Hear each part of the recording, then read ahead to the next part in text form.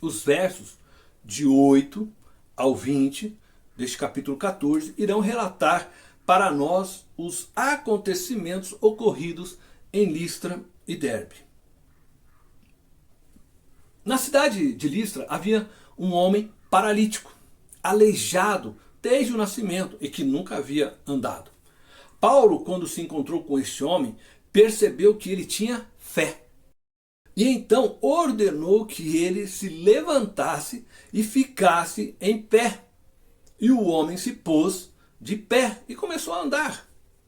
As pessoas, vendo o que aconteceu, ficaram maravilhadas e passaram a gritar em língua licaônica que Paulo e Barnabé eram deuses que haviam descido em forma humana, chamando Barnabé de Zeus e Paulo de Hermes, porque era ele quem trazia a palavra. Existe aqui um contexto cultural que envolvia a crença dos habitantes de Listra nestes deuses mitológicos, que os levaram a crerem na possibilidade de Paulo e Barnabé serem deuses. O fato é que os gritos do povo chamando-os de Zeus e Hermes, deuses, fez com que os sacerdotes de Zeus, cujo o templo ficava na entrada da cidade de Listra, trouxessem oferendas a Paulo e Barnabé e também queriam sacrificar animais como oferta a eles. Paulo e Barnabé tentaram de todo modo acalmá-los e mostrar ao povo que eles eram apenas homens, como eles. No meio de todo o barulho, eles falavam a respeito da bondade de Deus manifestada através de seu Filho Jesus Cristo. Entretanto, eles não estavam sendo ouvidos. Em meio a toda a confusão em torno de Paulo e Barnabé, novamente surgem os judeus, que tinham eles como inimigos. Estes judeus vieram de Antioquia da Pisídia e Icônio para incitarem agora o povo de Listra contra Paulo e Barnabé, conforme podemos ver em Atos, capítulo 14, verso 19 e 20. Então alguns judeus chegaram de Antioquia e de Icônio e mudaram o ânimo das multidões. Apedrejaram Paulo e o arrastaram para fora da cidade, pensando que estivesse morto.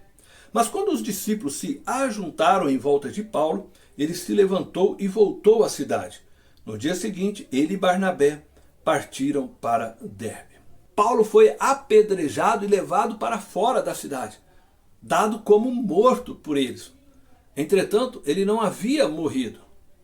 E foi então ajudado por alguns discípulos, e no dia seguinte, ele e Barnabé foram para a cidade de Derbe. Em Derbe, pregaram o evangelho e muitos creram. Então voltaram para Listra, Icônio, Antioquia da Pisídia, e de cidade em cidade iam fortalecendo os irmãos da fé, dizendo que passariam por muitas tribulações, mas que permanecessem firmes na fé. Nestas cidades, Paulo e Barnabé designaram-lhes presbíteros em cada igreja. Precisamos considerar que neste momento da história, eles escolheram aqueles que iriam pastorear ou cuidar dos novos convertidos. O termo presbítero significa ancião.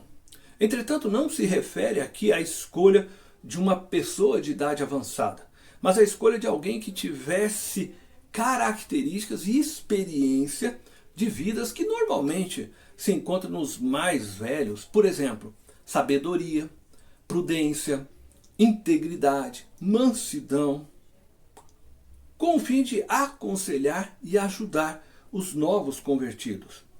Lembra você que não existia uma igreja organizada em torno de um templo, mas em torno dos dons reconhecidos por eles. Por fim, eles retornam a Antioquia, que os havia enviado a esta primeira viagem missionária intencional, e lá ficam por algum tempo.